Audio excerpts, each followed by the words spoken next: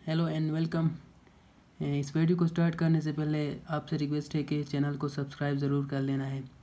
तो आज हम सीखेंगे कि हम जब किसी भी नंबर्स के स्क्वायर रूट लेते हैं, क्यूब रूट लेते हैं, फोर्थ रूट लेते हैं, fifth root up to so on जो भी लेते हैं, तो जैसे हमारे पास स्क्वायर रूट 25 ये 5 ये कैसे होता है, जैसे क्यूब रूट 27 ये हमारे पास 3 ये कैसे होता है।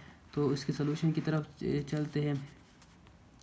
जैसे हमारे पास पार्ट 1 है, ये under root 25 is equal to 5 है। यहाँ पे हमारे पास जो ये अंडर रूट है इसकी वैल्यू हमारे पास है 1/2। मीन जब ये किसी के ऊपर आ जाए तो इसकी वैल्यू हमारे पास 2 होती है। अब जैसे ये 25 है, इसको मैं लिख सकता हूँ 5 multiply by 5 is equal to 5। अब यहाँ पे बेस सेम है तो पावर क्या होते हैं, ऐड होते हैं। तो मैं इसको लिख सकता हूँ 5 square is equal to 5। Same इसी तरह अब ये देखो, अब इस 5 स्क्वायर को मैं इस तरह लिख सकता हूँ। यहाँ से ये 2 और ये 2 कैंसिल, तो मेरे पास क्या रह जाता है 5 इज इक्वल टू 5, ये मेरे पास आ जाता है। दूसरा इसी तरह मेरे पास है पार्ट 2, मेरे पास है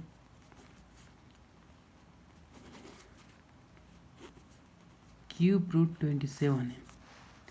अब फर्ज करो मेरे पास क्यूब रूट ए है, तो मैं इसको लिख सकता हूँ 1/3। यहाँ से मैं 27 को 3 की पावर 3 लिख सकता हूँ, जो कि मेरे पास 3 आता है। अब मैं इस 3 की पावर 3 को, जो इस क्यूब रूट को मैं इस पावर फॉर्म में ला सकता हूँ। अब यहाँ से देखो ये 3 और ये 3 cancel, again 3 is equal to 3 आता है हमारे पास। इसी तरह हमारे पास पार्ट 3 है। इसी तरह हमारे पास क्या है, पार्ट 3 है। पार्ट 3 हमारे पास अंडर रूट 81 4 है। अब मैं इसको लिख सकता हूँ 81 1/4 और ये इज इक्वल टू 3 है। अब मैं जब 3 को 4 टाइम मल्टीप्लाई करूँ तो मेरे पास क्या आता है 3 आता है। अब यहाँ से ये 4 और ये 4 कैंसिल, तो ये ऐसा, ये इस तरह 3 आता है।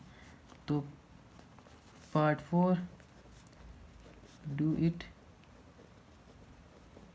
योरसेल्फ। Thank you.